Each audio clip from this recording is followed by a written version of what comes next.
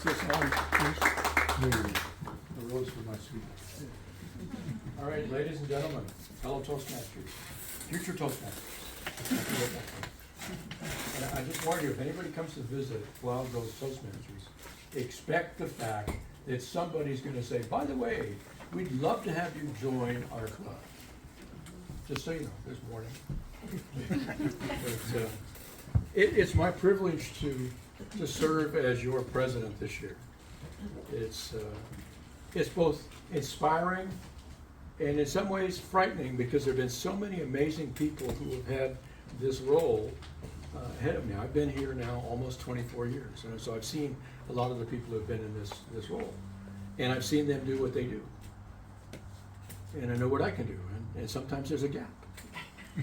and I got to worry about filling the gap, so that's okay. But I was actually thinking about trying to come up with something inspirational, or I'm supposed to have a vision for all of this and all that kind of stuff. And I wasn't quite sure until I watched the 4 hours Olympics starting yesterday. And I didn't want to watch the 4 hours. I was captivated to watch this 4-hour spectacular. And I mean spectacular in terms of spectacle. To catch my attention and to keep it for that period of time. I actually had to reluctantly run away, and I missed sing at the end because I had to go to the bank. So luckily my wife taped it, so I got a chance to see her. The crowning part of the whole thing was a Canadian closed ceremony. Isn't that cool? You know?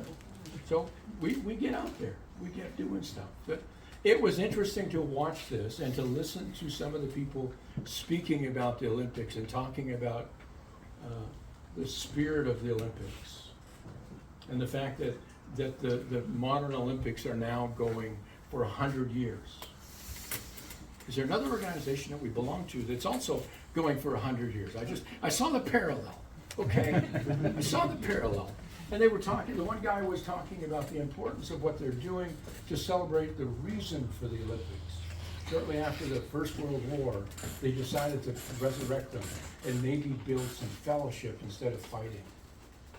And they've been doing that ever since. And people come together to represent their country, who have worked hard to get there and are bringing the best of who they are to compete with other people from other countries. Now, not everybody loved the spectacular thing yesterday. Some liked it, some didn't. I think it was amazing. I think the people of France have raised the barrier and raised the standard way up here, and I pity the people in LA in 2028 having to come up with something to at least come close to that. But the secret I want to share with you is it's okay to have big dreams, because that's part of what they did when they bid for this thing a lot of years ago. They said, we're going to make this something that people will remember. We can do that as Toastmasters. We can create something within Wild Rose Toastmasters that people will remember. You think back to 40 years and there's some of the people here who have been here over the 40 years. What do you remember? Do you remember the people? Actually, I want to share with you what Morag shared with me.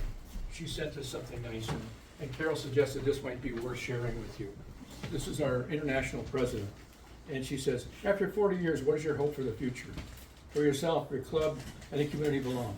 She says, my hope is that you will remember with fondness and gratitude those who went before you and created the legacy that you now enjoy.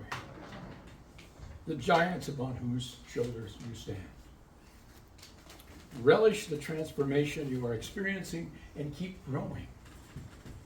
You share with others the benefits you have found for yourself, and that you will discover the beauty of the friendships that you form. It is not something we actively promote, but it's the icing on the cake. I've jokingly said to people for years, and to my wife and stuff, I have friends all over the world thanks to Toastmasters.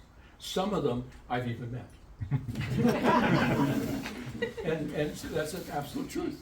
And every so often I'm running in and say, oh, we've been friends on Facebook for 20 years, or whatever it's been. Really, I didn't know.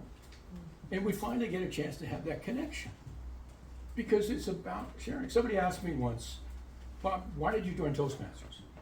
I joined Toastmasters almost 34 years ago now, because I had a dream that I wanted to share and speak around the world. By the time I get back from my next adventure in Europe in September, I will have reached 80 countries, and I will have spoken in 31 thanks to Toastmasters. You helped me do that. This club specifically helped me do that. This club also helped me when I stepped up to be a region advisor and working with the districts within Region 4. Now it's Region 3, but then it was Region 4. This club helped me. Because what I was learning and what I was experiencing here, I could take with me on the road as I did my visits and say, here's an idea that I learned in District 99 or District 42 prior to 99. And some of what I shared actually helped them that year. That's part of the legacy, is we invest in the people that are part of this, and we invest in the people who will be here even after us. We learn it forward. That's the one thing, like we learned some stuff yesterday at the bank that we didn't know. So we're learning it forward, so next year we don't have to worry about it. We're making a note, next year do it this way, it'll be good. Or check to make sure the rules haven't changed again. And we learned it forward tonight because I didn't know all this stuff about roses. I mean, I didn't know I was a hip guy. For those of you professional speaking, that's called a touchback. It's touching back on something that was funny and getting a laugh the second time. Because I've had a chance to think about it since the first time, and now it's really funny. So I didn't know that. That's learning it forward. You see, this is the thing. I think in life, very often we learn things by what we go through and what we grow through.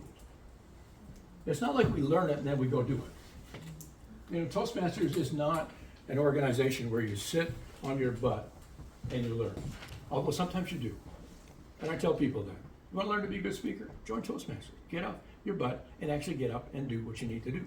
You will learn more by doing it than by reading about it. Although I've got a good book, I'll sell you the book. I still recommend that you get up and do it because that's where it works.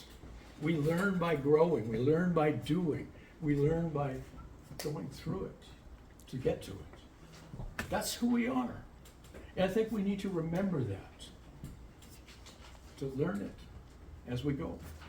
To turn around and say, let me teach you what I just learned, so that maybe you'll avoid the potholes that I've gone through. See, it's nice to do stuff. If you do it twice, it's a choice.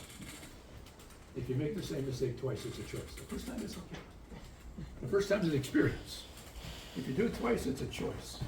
And part of what we do, the power of what we do as Toastmasters, is we give the people a choice to grow past the potholes that we ourselves have gone through. To get past the pricks on the roses that maybe we don't like. To reach out and grab it the right way so that you don't. But does that make sense? Mm-hmm. To learn it forward is I think to live the ideals of what Toastmasters started with 100 years ago. They say, let's take a stand, let's move forward and invite people to join us. Invite people to be part of our journey, to invite people to be part of who we are.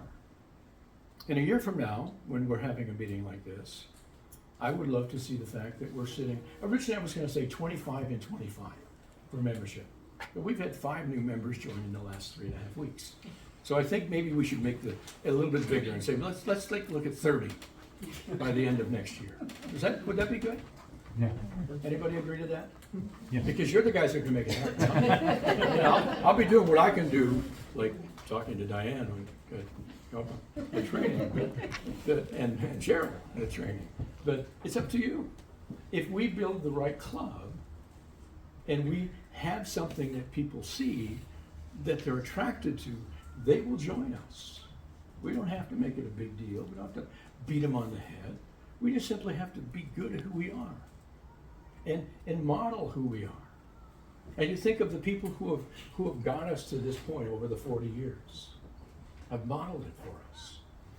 Now, granted, have things changed over 40 years? Peter, you were here at the beginning. Has it changed in 40 years? A lot. Has Toastmasters changed a lot in 40 years? Yes. In the 34 years I've been in Toastmasters, it's changed a lot. In the 24 years that I've been a member of this club, it's changed a lot. But the important thing is, so am I. And I've changed because we've learned together. You've helped me change. In some cases for the better. In some cases, maybe not. And that you have to talk to my wife about. And she's sworn silence. Because I'm driving home, no. But I think the key, looking forward, is that if by the end of next year, we have continued to have amazing meetings, to the point where when I go home, because Irene always asks me, how was the meeting? And this year, specifically, Ross did a great job. And I went home very often, and I said, man, it was a great meeting. That didn't always happen over the years. It was something you said, it's all right. Was it worth your 2.5 hours driving in? Maybe not. But this year, it was worth it. And Carol's gonna continue that. And the other thing I'm gonna do is, for those of you who are members of this club, the meetings that we create are the ones that you desire and that you design. Carol's job is to help you populate it and help you structure it. You come up with the idea, like the French committee did, to say, let's throw a party that will make everybody around the world go, holy. And if like it or don't like it, everybody knows about it. And we can do that.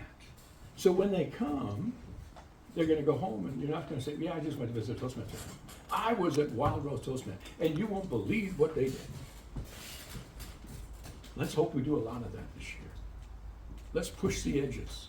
Let's be the advanced club in true, not just name only. In terms of pushing the edges, in terms of pushing our members to grow, and pushing our members to go past what they believe they can do. Let's be the cheerleaders for that. And we could be the cheerleader for the district. You think about it. We have a district director as a member of our club. Program quality director just joined our club. We have an area director and a division director that are members of our club. Do you think maybe we can be a well of wisdom for them and resources to help them in their roles so that they too can succeed? I think so. I think so. Because there's a lot of wisdom in this. And as Ross said in one of his speeches, we're not just wisdom keepers, we're wisdom givers.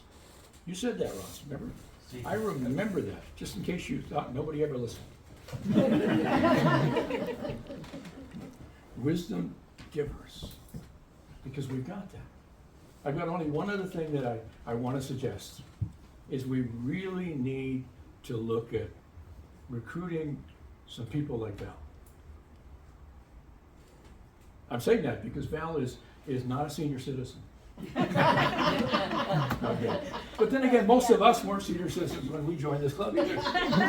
We grew with the club. My only concern is we're gonna stay, and eventually we're gonna age out, and there'll be nobody here to run the club. And well, we need a whole bunch of Vals to do that. And so that's one of the other things I'd like to see us look at this year, is to say, what can we do to make sure that not only do we service our members, the seniors who have made this club successful, but how do we make it attractive to entertain and to engage people who are maybe a little bit younger, to see the value of what we bring, so that when the time comes that I'm Peter's age, and I'm still here, there's people running the meetings and taking care of me like we take care of Peter. I mean, just think for the young people, you get a chance to hang out with somebody who has started more clubs than anybody in the world, and figure out how to do that. The wisdom in this room and this club is just amazing. I stay in Toastmasters because of the people. I learned what I needed to learn probably the first 3 or 4 years. I stayed because I got into leadership and I got into working with people and seeing the benefit of what people do when you encourage them, when you help them, when you direct them, when you ask for help, they help you. And one of the reasons I'm confident about this year is because 2 of them are right here. Last year's president and the years before's president are on the board this year. So if I screw up, I got at least 2 people who are going to tell me what to do and how to make it right. But I have some wisdom to support me and to push me and to help you get pushed as well. So just keep in mind, learn it, forward, my friends.